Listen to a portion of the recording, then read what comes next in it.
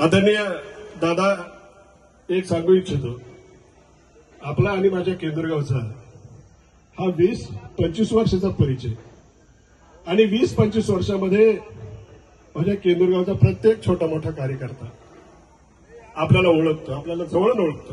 त्याचं कारण असं आहे, 15 वर्ष तुम्ही संसदेमध्ये लोकसभेमध्ये प्रतिनिधित्व केलं. तारखेला होणाऱ्या या देशाचं भवितव्य ठरवणाऱ्या निवडणुकीच्या प्रचाराच्या निमित्तानं आपल्या पवित्र मंदिराचा आशीर्वाद घेण्यासाठी, आपल्या जनतेचा मतदाराचा आशीर्वाद घेण्यासाठी उपस्थित असलेले आपले दादा, तुम्ही खूप सहकार्य करणारे.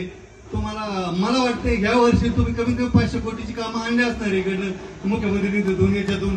आणि हे बाकी मला नवीन जो चालू खासदार होता त्याचं मला माहित आहे, ते काय गॉगल लावते त्यामुळे त्याला नजरच कळत नाही काय त्याच्या नजरेत नक्की काय आहे ते आपल्याला लक्षात येत नाही आमच्या. दादा, ते घोडीव बसलं म्हणले, ते खोगी लावल्या घोडीव बसलं. काय खोगी लावल्या घोडीव बसलं? अरे बाबा, इथं झोपडी घालणारा महत्वाचा आहे आणि आरोळी जाणारा माणूस पाहिजे. हे दादा सारखं झोपडी घालून आरोळी दिली ना तरच बारी बसणार आहे. त्याच्या लक्षात येत नाही दादा. बिगर खोगीर घालता घोडीव बस हे युवराज सरकार म्हणते, कारण त्यांना माहिती गाठातले की खोगिराशिवाय नाही हे पडेल मुतार दादा. आणि आता आपल्याला धक्का देऊ नाही पाडायचं, मुळीसारखं आपटायचे, हे लक्षात घ्या. एवढी मी विनंती करतो. आणि बाबांना सगळ्यांना एक सांगायचे, आपल्याला जरी कोल्याची शिकार करायची आणि जरी वाघाची तयारी करायची आता हे लक्षात ठेवा. आणि बारी ही फिट बसणार आहे. एवढं बोलतो आणि मग माझे 2 शब्द संपवतो. दादांचं जनता धर्मांच्या माध्यमातून समाजामध्ये गोरगरीब जनतेला असेल एक अतिशय मोलाचं योगदान असतं. गेल्या पंचवार्षिकमध्ये 5 वर्षामध्ये आपण पाहिलेलं आहे, जे विद्यमान खासदार आहेत ते खासदार आपल्याला किती वेळा भेटले, त्यांचा जो निधी आहे तो पण त्यांना आपल्या या मतदारसंघामध्ये वापरता आलेला नाही. दादा खासदार नसून सुद्धा दादांनी गेले 5 वर्ष ज्या पद्धतीने 15 वर्ष दादांनी खासदार म्हणून काम केलं, त्याच पद्धतीमध्ये गेल्या 5 वर्षामध्ये दादांनी चांगल्या पद्धतीचं काम केलेलं आहे. देशामध्ये आज या ठिकाणी मोदी साहेबांचं काम आपण पाहतो. मोदी साहेबांना बळ देण्यासाठी आणि 400 पार करण्यासाठी, अबकी बार 400 पार आपण जे म्हणतो ते करण्यासाठी, दादांना मोदी साहेबांच्या बरोबर काम करण्याची संधी देण्यासाठी आपण सर्वांनी दादांना मोठ्या बहुसंख्येने या ठिकाणी निवडून द्यायचे. दादा 100% निवडून येणारच आहे. आणि आपल्या भागाचा जर विकास करायचा असेल, आता आपण पाहतो नामदार दिलीपराव वळसे पाटील साहेबांच्या माध्यमातून अनेक केटीवेर झाले. पाठीमागच्या इलेक्शनमध्ये आपण सर्वजण गावामध्ये म्हणत असतो की आपल्या गावचा रस्ता झालेला नाही, तर पाठीमाग रस्त्यासाठी आपण वळसे पाटील साहेबांच्या बरोबर भांडण करत होतो. वळसे पाटील साहेबांनी रस्त्याचं काम केलं. आता वळसे पाटील साहेब असतील, अजितदादा असेल किंवा आढळराव पाटील दादा असतील, सर्वजण एकजुटीने या ठिकाणी आहेत आणि केंद्रामध्ये मोदी सरकार आहे. या ठिकाणी आपल्या भागाचा जर विकास करायचा असेल तर दादांना मोठ्या बहुसंख्येने निवडून देणं हे गरजेचं आहे. म्हणून मी आपल्या सर्वांना विनंती करतो, दादांना मोठ्या बहुसंख्येनं केंदूर गावामधून जास्तीत जास्त लीड देऊन दादांच्या जे घड्याळ चिन्ह आहे त्या घड्याळ चिन्हासमोरील बटन दाबून दादांना मोठ्या बहुसंख्येने निवडून द्यायचे. दादा, मी गावच्या वतीने एवढीच आपल्याला विनंती करणार आहे की आमच्या गावाचा किंवा या 12 गावचा जो पाणी प्रश्न आहे त्या पाणी प्रश्नासाठी आपण त्या ठिकाणी सहभाग घ्यायचा आहे. गेल्या 5 वर्षामध्ये आपण मंत्रालयामध्ये मिटिंग लावलेली होती. त्या ठिकाणी विजय बापू शिवतरे त्या ठिकाणी जलसंपदा मंत्री होते. आम्ही पाण्यासाठी आंदोलन केलं. आपण अतिशय 1 ते 4 ते 5 दिवसामध्ये मंत्रालयामध्ये मिटिंग लावून तो पाण्याच्या प्रश्नाचा सर्वे त्या ठिकाणी मार्गी लावला. दादा, मी तुम्हाला मनापासून तुमचं अभिनंदन करेन की आपण खरोखर या केंदूर गावच्या असेल किंवा 12 गावच्या पाणी प्रश्नासाठी हिरिरीने मदत करा, एवढीच आपल्याला विनंती करतो. आणि दादांना आपण सर्वांनी भरघोस मताने निवडून द्यायचंय अशी सर्व मंडळींना विनंती करतो. या ठिकाणी थांबतो. धन्यवाद. या ठिकाणी बोलत असताना मागचे आता चालू खासदार डॉक्टर अमोल कोल्हे यांचं पोटतिडकीनं आम्ही मागच्या पंचवार्षिकला काम केलं, निवडून आणलं. परंतु माझ्यासारख्या कार्यकर्त्याने 5 वर्षात अमोल कोल्हेंना एकही फोन केला नाही, कोणतेही काम घेऊन गेलो नाही. याचं कारण असं की राजकारणातला आमचा बाप दिलीपराव वळसे पाटील साहेब आहे. त्यांनी आम्हाला काही कमी पडून दिलं नाही, कोणाकडे पाहण्याची आवश्यकता भासली नाही. पण आज त्यांच्या साथीला तुमच्यासारखा उमेदवार आहे. निश्चितपणानं आमचं केंदूरगाव तुमच्या पाठीचे असणार आहे, त्याच्यात तिळमात्र शंका नाही. या ठिकाणी अयोध्यामध्ये राम ज्यावेळी वनवास संपून आले त्यावेळी सगळ्यांचा सत्कार, त्यामध्ये रामाचा सत्कार अयोध्येमध्ये झाला आणि फक्त त्यात श्री हनुमानाचा सत्कार या ठिकाणी राहून गेला. ते सीतामाईच्या लक्षात आल्यानंतर सीतामाईने स्वतःच्या गळ्यातली नवरत्नाची माळ ही हनुमानाच्या गळ्यात घातली. हनुमानाने त्यातली एक एक माळ बोटानं या ठिकाणी तोडायला चालू केली आणि तोडल्यानंतर सीतामाई म्हणाली की एवढी नवरत्नाची माळ, त्याची व्हॅल्यू तुम्हाला नाही, ती तोडता काय? तेव्हा ते म्हणाले, त्या नवरत्नाच्या माळेमध्ये मला कुठेही राम दिसत नाही, मग तसं आम्हाला तुतारीमध्ये कुठेही विकास दिसत नाही, म्हणून विकास जो दिसतो तो फक्त घड्याळामध्ये दिसतो. आणि बाप्पू तुम्हाला आवर्जून सांगतो, या ठिकाणी रामासारखी आमच्यामध्ये किंवा हनुमानासारखी दैवशक्ती नाही.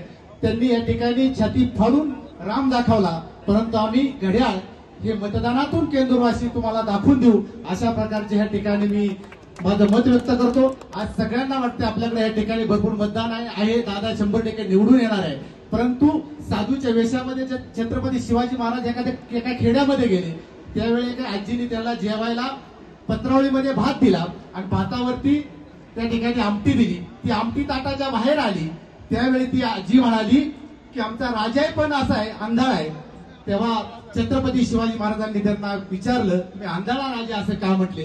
त्यावेळी आमचा राजा म्हणले, अनेक गड जिंकतो पण त्याला तटबंदी करत नाही. हा शब्द महाराजांना भावला आणि त्यांनी गडाला तटबंदी बांधायला चालू केली. तसे आपण देखील गाफील न राहता, सगळं आलबेल आहे असं समजून न राहता आपण देखील आपल्या कार्यकर्त्यावर लक्ष ठेवलं पाहिजे. आलेले दिवस या ठिकाणी काळजी करताना आपण सगळ्यांनी एक दिलाने काम करूया. जसा 3 नद्यांचं पाणी वेगळं पाहू शकत नाही, तसं राष्ट्रवादी काँग्रेस पार्टी, भारतीय जनता पार्टी आणि शिवसेना यांचा कार्यकर्ता वेगळा आपण पाहू शकत नाही. दादा केंदूरवासियांच्या वतीने आपल्याला या ठिकाणी चांगलं मताधिक्य मिळेल अशा प्रकारच्या या ठिकाणी आपल्याला शब्द देऊन या ठिकाणी माझं थांबलेलं भाषण थांबवतो. जय हिंद, जय महाराष्ट्र. तुम्ही आपल्या सगळ्यांना आवर्जून एक गोष्ट या ठिकाणी सांगणार आहे. खासदार असताना, सत्तेत असताना कोणीही कामं करेल, परंतु खासदार नसताना देखील दादांनी मागच्या 5 वर्षामध्ये त्या ठिकाणी जे काही मतदारसंघामध्ये कामं केली त्या कामाचा उल्लेख आवर्जून या ठिकाणी झाला पाहिजे. कारण माझ्यासारख्या कार्यकर्त्याला हे जवळून माहिती आहे की असणारा आमदार, असणारा खासदार किंवा असणारे आपले झेडपी पंचायत समितीचे सदस्य जर सत्तेमध्ये असले तर काय विकास निधी मिळतो आणि जर विरोधात असलं तर त्यांची काय अवहेलना होती हे मी जवळून पाहिलेलं आहे. आणि म्हणून तुम्हाला आवर्जून सांगू इच्छितो की मागच्या 2019 साली ज्या वेळेस आपल्याकडे दुष्काळ पडला होता, दुष्काळ पडल्याच्या नंतर गावची पिण्याची समस्या गंभीर झाली होती. माननीय दिलीपरावजी वळसे पाटील आपलं दैवत यांनी ज्या पद्धतीनं केंदूर गावाला कुठेतरी कायमस्वरूपी पाणी आलं पाहिजे ह्या भावनेतून टंचाईमधनं 50 लाख रुपयाचा त्या ठिकाणी निधी आणण्यासाठी प्रयत्न केले. याच्यामध्ये त्या ठिकाणी सिंहाचा वाटा खासदार शिवाजीराव आढळराव दादांचा देखील होता, हे मी छाती टोकपणे या ठिकाणी आपल्याला सांगू इच्छितो. कारण मी त्या ठिकाणी प्रत्यक्ष दर्शनी त्याचा साक्षीदार आहे.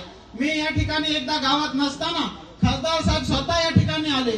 ग्रामपंचायतीमध्ये त्या ठिकाणी असणारे आमचे तत्कालीन पदाधिकारी असतील किंवा सदस्य असतील यांच्या बरोबर मिटिंग केला. मला वाटतं अरुण भाऊ गिरे आपणही त्यावेळेस उपस्थित होते. तात्काळ कलेक्टर साहेबांना फोन लावला आणि नंतर नामदार वळसे पाटील साहेब असतील, दादा असतील, दोघांच्या उपस्थितीमध्ये कलेक्टर साहेबांसमोर ज्या वेळेस या विषयाची मीटिंग झाली, मी स्वतः केंदूर गावच्या वतीनं आपलं मनोगत त्या ठिकाणी व्यक्त केलं आणि दादांनी आणि वळसे पाटलांनी तात्काळ 50 लाख रुपयाचा निधी त्या ठिकाणी मंजूर केला. दोघांचाही टाळ्याच्या गजरामध्ये आपण स्वागत करूया. निश्चितपणानं दादा निधी मंजूर केला, परंतु आज परत एकदा दुष्काळ पडलाय आणि या दुष्काळी परिस्थितीमध्ये ह्या सगळ्या मायबाप जनतेचं त्या ठिकाणी चांगले आशीर्वाद हे तुम्हाला इनडायरेक्टली डायरेक्टली मिळत आहेत. ते ह्याच्यासाठी कारण आज पाण्याचे टँकर जरी गावामध्ये चालू असले तरी परंतु गावठाण असेल, निम्मा भाग असेल, हा भाग त्या ठिकाणी त्याच योजनेमधनं गावाला पाणी पाचतोय हे आवर्जून मला सांगावंसं वाटतं. असो या ठिकाणी बऱ्याचशा मान्यवरांचं म्हणणं असं आहे की हा जो 5वीला पुजलेला दुष्काळ आमच्या या केंदूर असेल, 12 गावं असतील त्याला जो पडलेला आहे त्याच्याबद्दल देखील तुम्ही नेते मंडळी ठोस भूमिका घेऊन कायमस्वरूपी आमचा या पिण्याच्या पाण्याच्या बरोबर शेतीच्या पाण्याचा प्रश्न सोडवला पाहिजे. मी सगळ्या मायबाप जनतेला सांगू इच्छितो की प्रत्येक गोष्टीचे साक्षीदार या ठिकाणी गावामध्ये काम करत असताना तुमचे प्रतिनिधी म्हणून तुम्ही ग्रामपंचायतला जे मंडळीला पाठवलेलं आहे त्याच्यामध्ये आम्ही सगळे काम करतो. त्यावेळेस पंचायत समितीमध्ये तुम्ही ज्यावेळेस सविता पराडला पाठवलं त्यांच्या रूपाने आम्ही काम करतोय.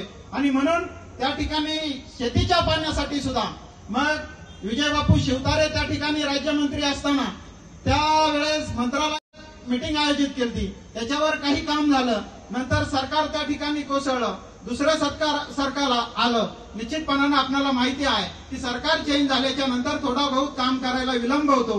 परंतु आता आपल्या गावची बगाडाची यात्रा ज्या दिवशी होती त्या यात्रेच्या दिवशी नागपूर येथे हिवाळी अधिवेशन चालू असताना त्या ठिकाणी वळसे पाटील साहेब असतील, दादा असतील, यांनी ह्याच पिण्याच्या पाण्यासाठी ज्या वेळेस आपल्या 12 गावच्या मंडळींनी एक आंदोलन उभं केलं त्यासाठी मीटिंग घेतली. आणि मीटिंग घेतल्याच्या नंतर संपूर्ण या गावांना कशा पद्धतीनं पाणी देता येईल याचा एक सर्वे आणि अधिकाऱ्यांना आदेश त्या ठिकाणी करण्याचा दिलेला आहे.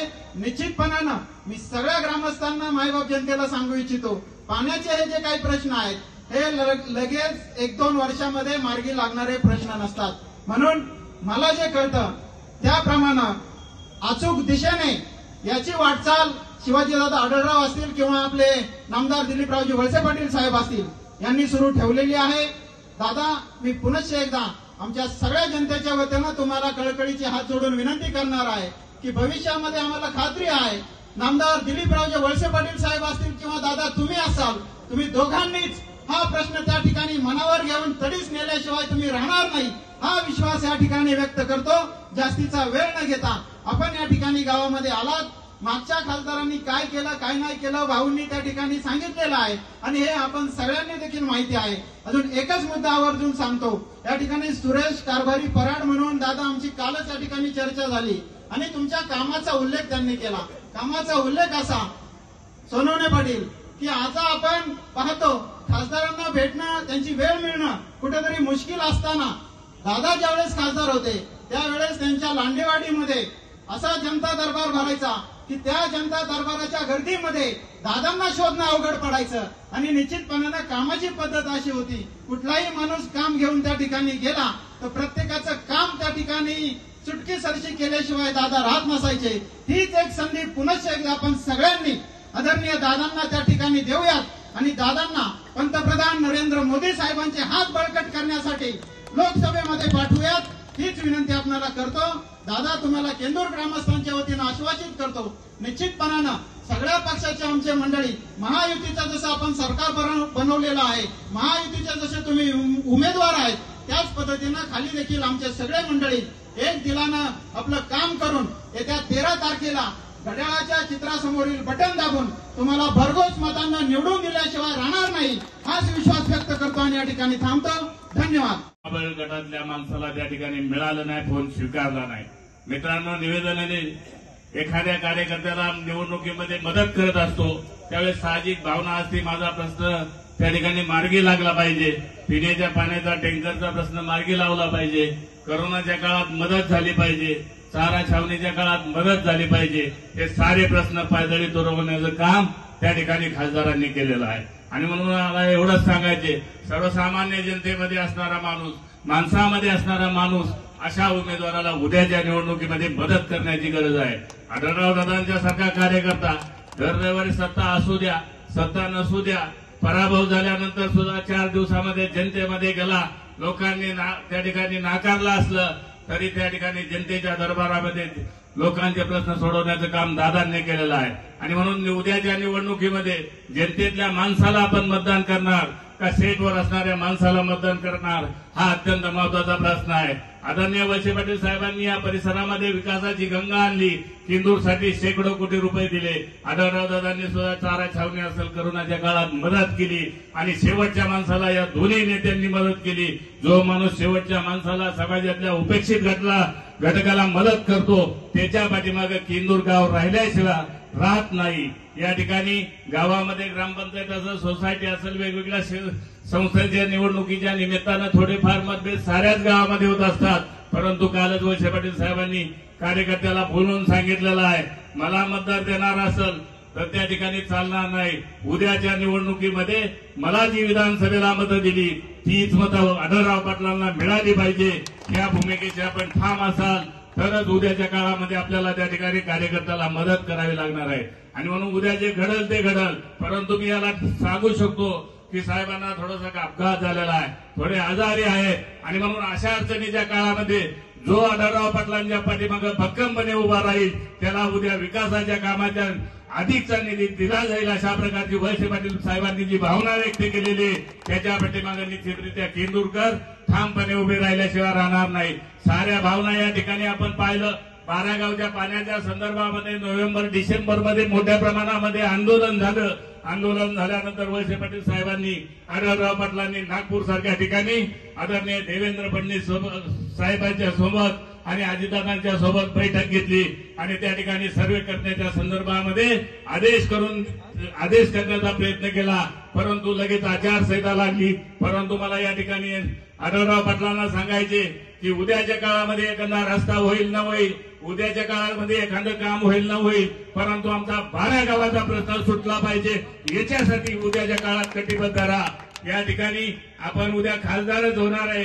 खासदार होत असताना उद्या जर आपण मोठ्या मताने निवडून आला तर गावडे साहेब आम्ही मानसिंग पाटील साहेबांचा आग्रह धरू, वळसे पाटील साहेबांना सांगू, दादांना सांगू, आपला पक्ष जरी त्या ठिकाणी घटक पक्ष लहान असला तर एखादी 2 मंत्रिपद मिळतील, त्याच्यात पहिलं मंत्रिपद त्या ठिकाणी दादांना द्या अशा प्रकारचा आग्रह मी त्या ठिकाणी धरू. आपण या ठिकाणी आलेला आहात. आपल्याला निश्चितरित्या केंदूरची जनता आशीर्वाद दिल्याशिवाय राहणार नाही.